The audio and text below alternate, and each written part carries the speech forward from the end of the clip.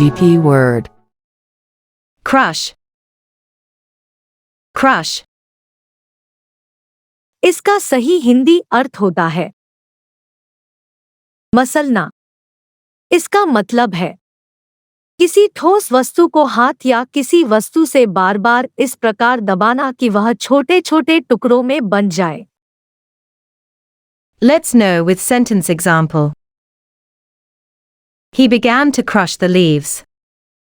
वह पत्तों को मसलने लगा। Next meanings. पीसना, भींचना, निचोड़ना, कुचलना, दबाना, परास्त करना, अपघर्षण, टक्कर, पिसाई, आसक्ति, प्रेमासक्ति, संदलन। Let's know all 5 forms of crush. Crush. Crushed. Crushed. Crushing. Crushes. Thank you guys for watching this video from GP Word.